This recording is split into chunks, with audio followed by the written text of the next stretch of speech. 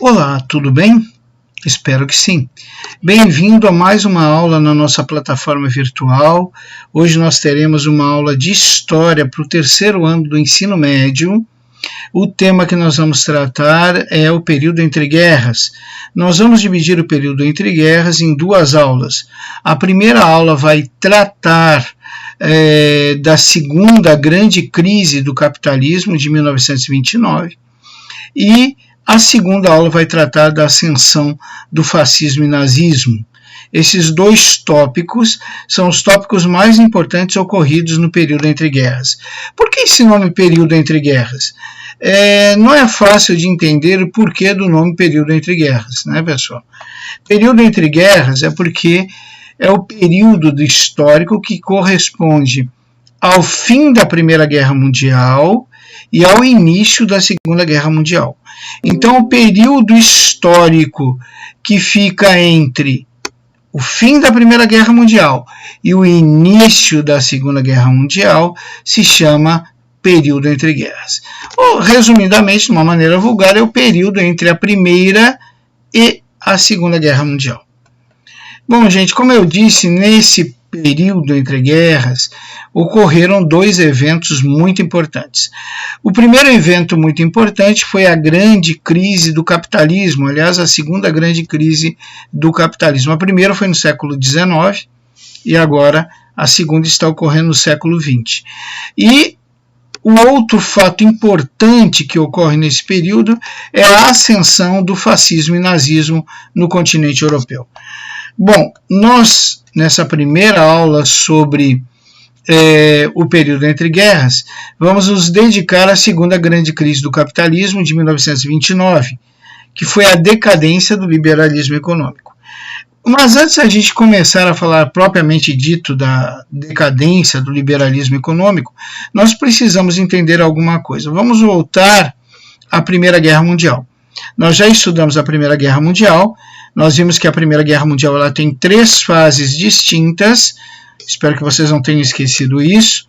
A primeira fase é movimento, em que a Alemanha realiza o Blitzkrieg, a Guerra Relâmpago, e vem conquistando praticamente toda a Europa rapidamente. A segunda fase é trincheiras, e nessa fase trincheiras nós vamos ver que a França detém, junto com os ingleses e belgas, o avanço da Alemanha. A Alemanha, então, cava trincheiras e mantém posições, esperando os reforços que viriam do fronte oriental. Nós já estudamos isso. E a terceira e última fase volta a se denominar movimento, porque é a época do rolo compressor aliado. Os Estados Unidos entram na guerra ao lado da Tríplice Entente, ou seja, ao lado da Inglaterra e França, e varre a Alemanha de volta ao seu território. Por fim, ocorre o cerco à Alemanha, a destruição de Berlim e a rendição do nosso amigo Kaiser na França, né? Vimos também sobre o Tratado de Versalhes, um tratado que tinha como grande objetivo incapacitar a Alemanha financeiramente, territorialmente e militarmente, para que nunca mais ela se tornasse uma ameaça para o continente europeu. Bom, por que eu estou relembrando tudo isso? Porque muito do período entre guerras tem a ver com a Primeira Guerra Mundial. Nós vamos ver que os Estados Unidos ele adotou a prática do isolacionismo, ou seja, ele se isolou em relação à Primeira Guerra Mundial, passou a considerar a Primeira Guerra Mundial um conflito exclusivamente europeu, ou seja, as Américas não têm nada a ver com isso, e nós vamos observar que os Estados Unidos, com esse comportamento, ele vai se transformar numa superpotência, porque ele vai passar as duas primeiras fases da guerra, movimento e trincheiras, comercializando intensivamente com os aliados. Então vai vender toda a espécie de produtos manufaturados aos aliados e vai lucrar muito com isso. As más línguas dizem que os Estados Unidos, na realidade, vendia para os dois lados, tanto para os aliados quanto para a Alemanha, mas isso nunca foi comprovado. Então vamos ficar com a história real. Os Estados Unidos então enriquece aumenta o seu poderio econômico, se transforma numa potência econômica, vendendo para os aliados todo tipo de manufatura, desde remédio, a munição, a vestuário, todo tipo de manufatura foi vendida pelos Estados Unidos para os aliados durante a Primeira Guerra Mundial, e com isso os nossos amigos norte-americanos lucraram muito, ganharam muito e se transformam numa superpotência. Por que os Estados Unidos entraram na Primeira Guerra Mundial? Tem algumas causas. Uma delas é que os navios mercantes americanos que levavam suprimentos, produtos manufaturados para vender para os aliados passaram a ser afundados, né, pelos submarinos alemães, pelos navios de guerra alemão. Outro problema também, outra causa que levou os Estados Unidos à guerra, é mais um boato que uma causa. Existia um boato que a Alemanha estava criando uma espécie de acordo com o México para futuramente apoiar o México numa guerra contra os Estados Unidos, para enfraquecer os norte-americanos e fazer com que os mexicanos retomassem parte do território do México que caiu nas mãos dos Estados Unidos lá no século XIX. Mas isso é mais uma lenda, quase, nunca ficou totalmente provado. Muitos acreditam que essa causa foi inventada pelos próprios governos norte-americanos para atuarem de uma maneira mais intensa no México. Então, essa causa é uma causa provável, mas não comprovável. E, por fim, a recuperação dos investimentos que os Estados Unidos tinham feito na Europa. Os Estados Unidos vendia grandes quantidades de produtos manufaturados para os aliados. Se os aliados perdessem a guerra, o prejuízo norte-americano seria fantástico.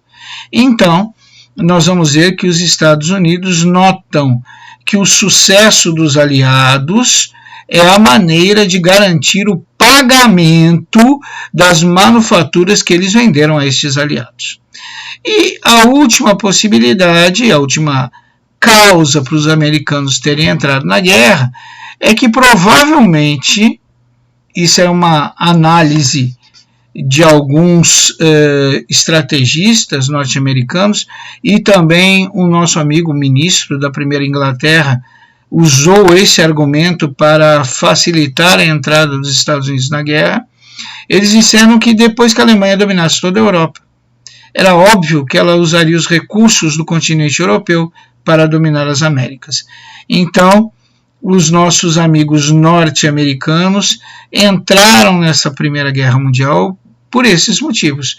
O afundamento dos seus navios mercantes, um possível acordo entre México e Alemanha para uma futura intervenção militar nos Estados Unidos, o medo de perder os investimentos, as alianças comerciais feitas com os aliados, caso esses perdessem a guerra, e a possibilidade que estrategistas, tanto europeus como norte-americanos, e foi também o argumento usado pelo primeiro-ministro inglês para fazer os Estados Unidos entrar na guerra, que a Alemanha, depois de conquistar toda a Europa, se apossar de todos os recursos do continente europeu, certamente voltaria suas atenções para o continente americano. Vamos prosseguir. Então, ao término da Primeira Guerra Mundial, os Estados Unidos são a maior potência capitalista do mundo. Isso é uma coisa impressionante. Por exemplo, 42% de todos os produtos manufaturados vendidos no mundo, produzidos no mundo, virão dos Estados Unidos. Os Estados Unidos se tornarão os maiores fornecedores de produtos manufaturados para a Europa, que está em plena reconstrução. Além disso, os bancos americanos serão que financiarão a reconstrução do continente europeu.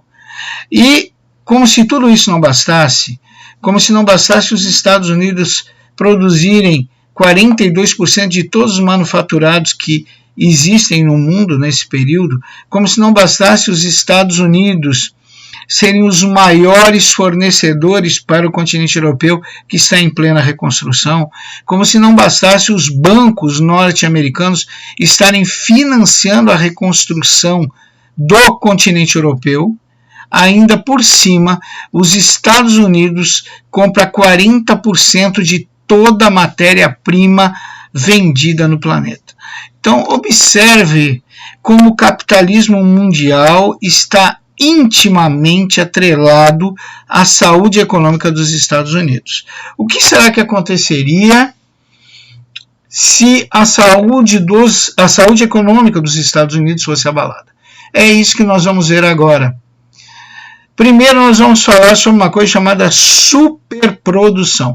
Os Estados Unidos já não produzia somente para o seu mercado consumidor interno, ele produzia praticamente para todo o continente europeu que estava em reconstrução. Isso fazia com que os norte-americanos trabalhassem de maneira intensa, né? Então, nós vamos agora dar uma olhadinha mais detida nessa superprodução, no enriquecimento fantástico da nação norte-americana nessa primeira fase, nesse período. Então, nós vamos ver que as empresas americanas lucraram muito durante a Primeira Guerra Mundial em negociatas e alianças comerciais com os aliados, com a Tríplice Entente. Mas eles vão lucrar muito mais agora, depois que a guerra acabou, porque os Estados Unidos praticamente é o único fornecedor de todas as nações do continente europeu que estão em fase de reconstrução. Nós devemos lembrar que o setor produtivo dessas nações foi destruído durante a guerra. Então agora esses produtos manufaturados, que não podem ser produzidos no continente europeu, porque o setor produtivo dessas nações foi destruído, está sendo comprado, está sendo adquirido dos norte-americanos. As indústrias nos Estados Unidos, com esse superconsumo, estão trabalhando 24 horas por dia, em regime intenso de produção dos mais diversos tipos de manufaturados. Não existem desempregados nos Estados Unidos, né? Pelo contrário, faz falta empregados, faz falta mão de obra. Se vocês puderem observar, neste período os Estados Unidos estimula que imigrantes de outras nações venham morar nos Estados Unidos, porque a nação tem emprego para todos e precisa da mão de obra de todos. Então nós vamos ver que essas indústrias norte-americanas, elas não param de produzir, afinal estão produzindo para o seu país e para um continente inteiro, elas trabalham 24 horas sem parar, os empregados, faltam empregados, não existe desemprego, e sobram horas extras. Os empregados eram muito bem bonificados, recebiam muito bem o extra para ter mais horas de trabalho, para executar horas extras. Então, nós vamos ver que vai surgir o sonho americano. Sem desemprego, com uma produção industrial acelerada, sendo que essa produção acelerada, essa superprodução, está sendo completamente absorvida, e até falta um pouco de produtos, pelo continente europeu e pelo mercado interno norte-americano. Nós vemos que não existe desemprego, pelo contrário, todos recebem bons salários, existe a necessidade crescente de mão de obra, se estimula a vinda de imigrantes de outras nações para os Estados Unidos, porque falta força de trabalho, e acima de tudo se oferece para essas pessoas, além de um bom salário, até bonificações muito boas para que eles trabalhem extra. Então nós vamos ver que é o período do sonho americano. O que é o período do sonho americano? É que não tem desempregados. Todos têm a sua casa, o seu carro, todos têm a oportunidade de investir, todos têm dinheiro guardado no banco, todos recebem bons salários, todos têm a possibilidade de um ótimo futuro, um futuro seguro e um futuro confortável. Então, esse é o sonho americano.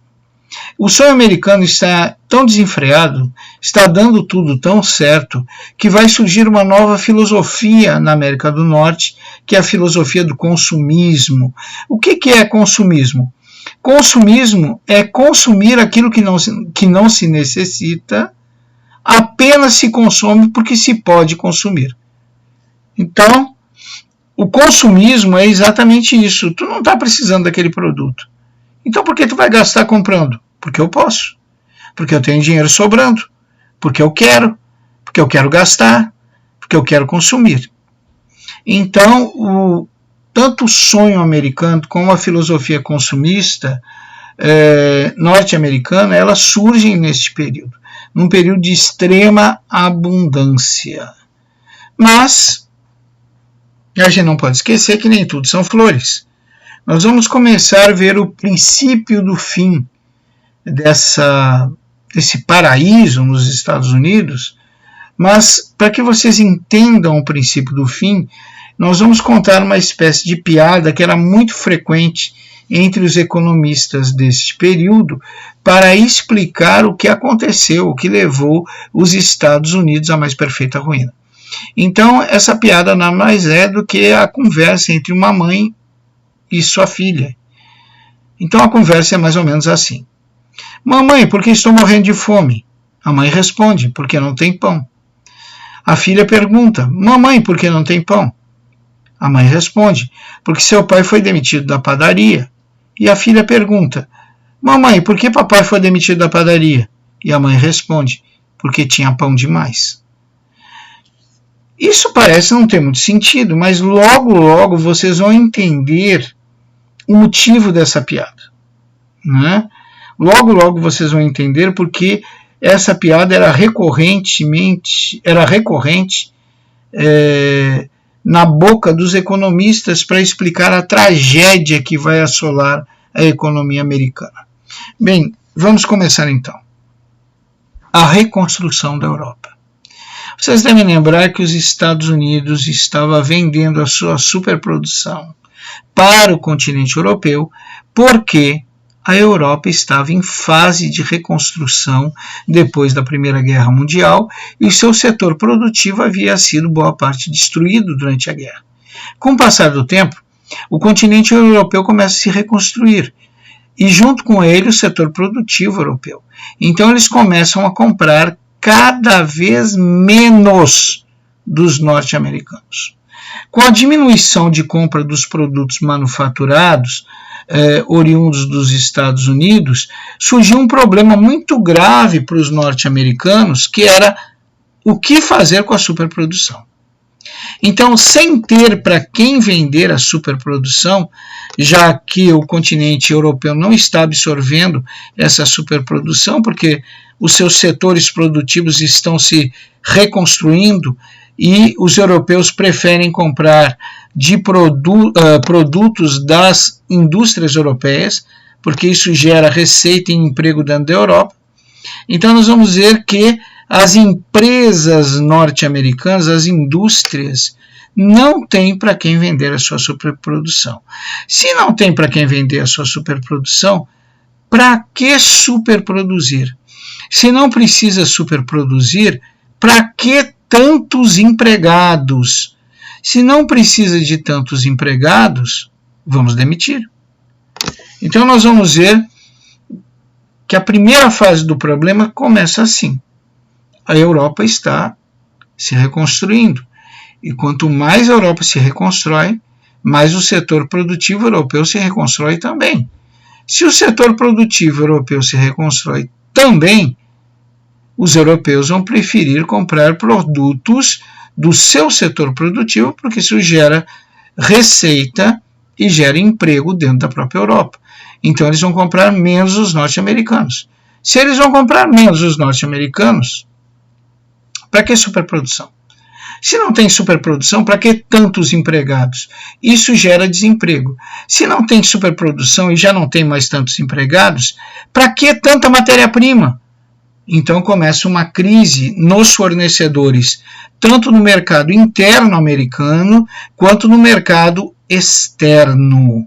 ou seja, os países que vendem quantidades massivas de matéria-prima para os Estados Unidos, agora, lentamente, vêm os norte-americanos rejeitarem essa matéria-prima. Vocês não devem esquecer que nós começamos a nossa aula de hoje falando que os Estados Unidos compravam, nesse período, 40% de toda a matéria-prima que era produzida no mundo.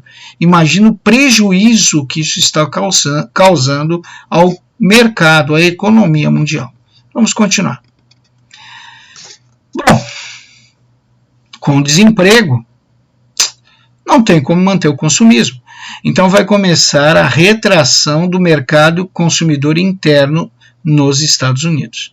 Quando começar a retração do mercado consumidor interno, somada à retração do mercado consumidor externo, começa um processo de desemprego massivo. Então nós agora estamos vendo uma segunda etapa. A primeira etapa foi o desemprego, porque não se precisava mais de tantos trabalhadores, senão se superproduzia. Nós vimos também que essa superprodução, deixando de ser produzida, afetou de sobremaneira a economia mundial, porque os Estados Unidos adquiriam 40% da matéria-prima produzida pelas nações no mundo.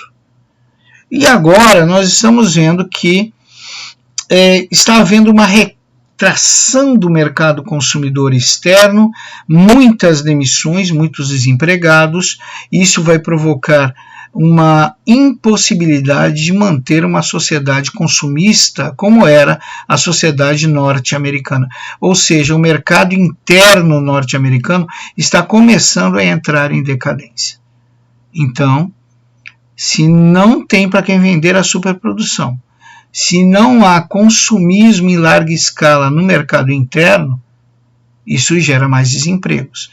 Para que trabalhadores se não tem para quem vender os produtos que esses trabalhadores produzem? Então agora nós vamos ver o desemprego massivo nos Estados Unidos.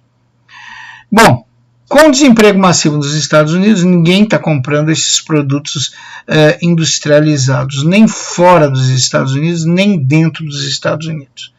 Se ninguém compra os produtos das indústrias norte-americanas, porque está todo mundo desempregado, e a Europa não quer mais comprar produtos norte-americanos porque está se reconstruindo e prefere adquirir produtos manufaturados de sua própria indústria, nós vamos ver que as indústrias, que o parque industrial norte-americano entra em processo de falência, né?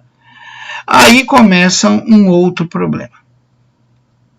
Desemprego massivo e falência do setor industrial. Essa bola de neve vai atingir quem? Os bancos. Né? As pessoas desempregadas começam a retirar suas economias dos bancos, começam a se desfazer dos seus investimentos. As empresas as empresas falidas, elas começam a retirar seus investimentos e começam a não pagar possíveis empréstimos que possuíam com o setor bancário. Então nós vamos ver que os bancos começam a perder liquidez. A perda de liquidez dos bancos norte-americanos faz com que o setor bancário norte-americano se volte para a Europa. Os bancos norte-americanos financiaram a reconstrução da Europa. Agora eles querem o dinheiro de volta com os juros combinados. Só que tem um pequeno probleminha. As nações europeias vão pagar os bancos norte-americanos que estão falindo por falta de liquidez, com bônus de guerra alemão. O bônus de guerra alemão, gente, não valia absolutamente nada, porque a Alemanha estava quebrada financeiramente, falida pelo Tratado de Versalhes. O Tratado de Versalhes que comprometia boa parte do PIB alemão no pagamento, né, de indenizações de guerra às nações que a Alemanha teve conflito. Então nós vamos ver que agora os bancos norte-americanos que estão perdendo a sua liquidez porque o trabalhador americano está desempregado. Então ele retira o seu dinheirinho que está guardado, queima seus investimentos. As empresas estão falindo. O parque industrial dos Estados Unidos está falindo, porque não há consumo, tanto fora quanto no mercado interno. Trabalhadores e bancos falindo, trabalhadores e empresas falindo, a soma desses dois itens provoca a falência dos bancos. Os bancos perdem sua liquidez. Os bancos sabiam que não havia mais dinheiro para sugar, para tirar de dentro dos Estados Unidos, tentaram obter na Europa, cobrando os empréstimos que haviam feito, pelo menos os juros. E eles têm a surpresa desagradável de ver que as nações europeias irão pagá-los com bônus de guerra alemão que não vale nada. Então, o setor financeiro dos Estados Unidos vai falir. Então, vamos analisar agora. Desemprego massivo, destruição do mercado consumidor externo e interno, falência das empresas do parque industrial. Com o desemprego massivo da população norte-americana e com a falência das indústrias, os bancos vão falir, né? Se os bancos, as indústrias e a população faliram, o comércio vai falir. Se os bancos, as indústrias, a população em geral e o comércio faliram, o que valem as ações que se encontram na Bolsa de Valores? Se todo o mercado econômico faliu, essas ações não valem nada. Então nós vamos observar a falência, a quebra da Bolsa de Nova York. Quando a Bolsa de Nova York quebrar, os investidores norte-americanos vão falir também. Então vamos fazer a última análise. A população faliu, desempregada. A indústria faliu, porque não tem mercado consumidor externo e não tem mercado consumidor interno para os seus produtos manufaturados. O banco, que depende da população e das indústrias, faliu, porque perdeu sua liquidez e ainda de quebra, quando foi cobrar as nações europeias, recebeu bônus de guerra alemão que não vale nada. Se toda essa gente e essas instituições faliram, é óbvio que o comércio faliu. Se o comércio faliu, os bancos faliram, o parque industrial faliu, a população está falida, as ações que se encontram na Bolsa de Valores não valem mais nada. Se essas ações não valem mais nada, a Bolsa de Valores de Nova York quebra. Quando a Bolsa de Valores de Nova York quebrar, faliram também os investidores. Observem que a ruína dos Estados Unidos, a ruína econômica, é como um dominó, é uma pedra derrubando outra. É uma queda em cascata. Agora vocês entendem mais ou menos a historinha que os economistas da época contavam. Vocês lembram que a menina passava fome? Porque o pai estava desempregado? Não porque não tinha pão, mas porque tinha pão demais. Tinha pão demais, ou seja, tinham produtos demais e mercado consumidor de menos. Então, as empresas, as indústrias não conseguem resistir a esse mercado consumidor retraído que não absorve a sua produção como antes. E vai falir. E vai desempregar. E o desemprego vai se tornar massivo. Os bancos vão falir com a população desempregada e as indústrias em amplo processo de recessão. Quando os bancos falirem, a indústria falir, a população falir, o comércio falir também. Quando o comércio falir, o banco falir, a população falir, as ações não valem mais nada. Quando as ações não valerem mais nada, os investidores faliram e a economia desse país, dos Estados Unidos, está arruinada. Vamos prosseguir. Bom, Se não há meios de manter a economia dos Estados Unidos, os Estados Unidos estão em depressão econômica. Traduzindo, chegaram ao fundo do poço econômico, né? A ruína da economia norte-americana bateu no fundo do poço. Se os Estados Unidos eram os maiores compradores de matéria-prima do mundo e os maiores fornecedores de manufaturados do mundo, nós vamos ver que essa crise, essa depressão econômica dos Estados Unidos vai se espalhar como uma bomba pelo mundo inteiro e todo mundo vai entrar em depressão. A economia global vai ser atingida por um todo e a miséria, o desemprego, a depressão irão atingir todos os países do mundo. Gente, agora nós não temos só os Estados Unidos em grave situação econômica, nós estamos com o planeta inteiro em depressão. É a segunda grande crise do capitalismo. Como resolver isso? Nós vamos ver que nos Estados Unidos, nessa época, o presidente era o presidente Roosevelt.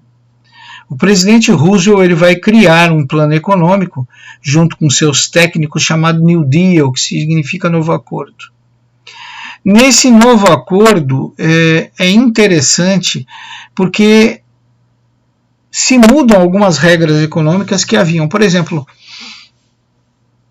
o liberalismo econômico praticamente deixa de existir porque a partir de agora nos Estados Unidos, o governo ele vai servir como um protetor da população contra os excessos do sistema liberal, protegendo economia e protegendo empregos e renda.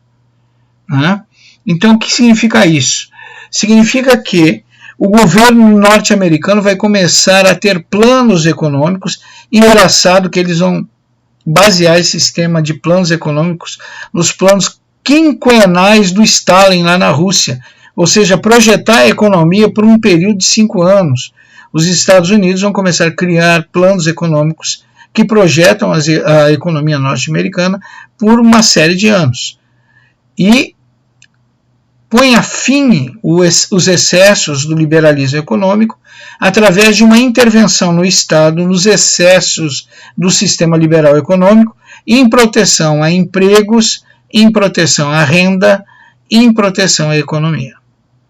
Muito interessante isso, gente. Por isso que é novo acordo o nome.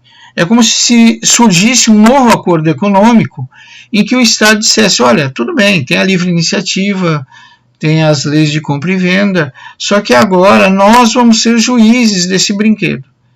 Né? Nós vamos proteger a economia e a população dos excessos dos nossos gananciosos liberais. Bom, mas basicamente quais foram as medidas tomadas por Roosevelt no New Deal para tentar salvar a economia americana? Primeiro, eles desvalorizaram o dólar para poder exportar mais, para se tornar mais competitivos no sistema de exportação de mercadorias. Depois eles impediram, o governo vai impedir que os bancos, todos eles, venham a falir, realizando empréstimos a esses bancos, sustendo essas instituições financeiras. Por fim, nós vamos ver que eles vão criar, a população está na miséria, eles vão criar um sistema de seguridade social que existe até hoje nos Estados Unidos, né? Para que o trabalhador americano tenha um mínimo para subsistir em época de desemprego, depressão e recessão. Eles também vão permitir a intensa organização sindical para que os sindicatos atuem sobre as categorias, trazendo ao governo as reivindicações das categorias. Antigamente, no liberalismo total, o governo só tinha representantes de um lado. De que lado? Das empresas. Então, agora se incentiva a ter representantes também do lado dos trabalhadores. O Plano New Deal também dava estímulo à produção agrícola. o nosso presidente Roosevelt se comprometia com os agricultores de comprar toda a produção. Né? Tudo que eles não conseguissem vender, toda a produção agrícola que não fosse absorvida pelo mercado interno, o governo norte-americano comprava e destruía, para manter o preço de mercado desses produtos. E, por fim, algo que muitos governantes deviam aprender, que para te estimular uma economia, tu precisa gerar empregos. E quem dá o chute inicial na geração de empregos é o governo, é o Estado. O nosso amigo Roosevelt começou a criar obras, estradas, construção de escolas, de prédios públicos por todos os Estados Unidos, diminuindo assim a massa desempregada, porque essas obras seriam tocadas pelos desempregados, que seriam contratados pelo Estado americano, essas pessoas receberiam um salário, e esse dinheiro serviria para fomentar, para fazer girar, para voltar a fazer funcionar o mercado consumidor interno americano e a economia americana. Então, quando uma economia está muito ruim, gente, um governo consciente, ele gera empregos. Nem que para isso ele tenha que suster a economia desse país com o dinheiro do Estado. A geração de empregos em um país com dificuldades econômicas, ela começa pelo governo. Né? E essa gente, essa massa desempregada, agora trabalhando e recebendo salários, é óbvio que ela vai consumir. E ela consumindo vai fortalecer a economia e fazer reviver o mercado consumidor interno. Então, essas medidas tomadas por Roosevelt foram tão acertadas que ele impediu a ruína total dos Estados Unidos com essas medidas. Tá? Aí eu vou trazer um ponto de vista de alguns historiadores. Alguns dizem que o New Deal salvou os Estados Unidos e fez com que a nação norte-americana voltasse a ser superpotência. Mas muitos historiadores e economistas dizem que os Estados Unidos só voltou a ser superpotência econômica por causa da Segunda Guerra Mundial. Quando começou a Segunda Guerra Mundial, os Estados Unidos começam de novo a comercializar seus produtos para os aliados. Né? Começa a vender para os aliados.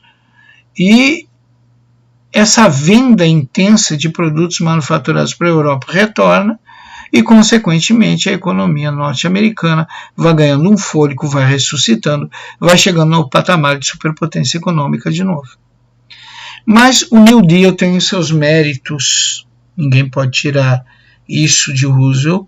O New Deal tem os seus méritos. Muitos historiadores já não acreditam na teoria que os Estados Unidos voltam a ser superpotência por causa da Segunda Guerra Mundial. Muitos historiadores realmente dão esse mérito, dão essa vitória a Roosevelt e o seu New Deal. Não preciso dizer que o New Deal influenciou até mesmo a economia europeia, né? Por exemplo, welfare state, que eram políticas de bem-estar social e econômica que ocorreram no continente europeu, sofriam grande influência dos princípios propagados pelo New Deal nos Estados Unidos. Ou seja, welfare state, em 90%, era uma cópia do New Deal do Roosevelt, lá na América do Norte. Ok? Gente, com isso nós acabamos a nossa aula de hoje. Espero que vocês tenham gostado. Relembrando sempre que vocês podem rever esse vídeo quantas vezes for necessário para que vocês fixem esses conhecimentos. Agora sugiro que vocês retornem à plataforma e façam os exercícios de fixação. Ok? Desejo a todos um maravilhoso dia. Fiquem com Deus.